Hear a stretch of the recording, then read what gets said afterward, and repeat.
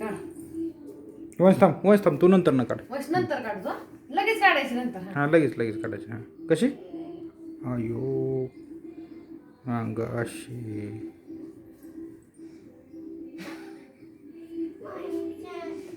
अशी दृष्ट काढते. किती वेळा करू ते?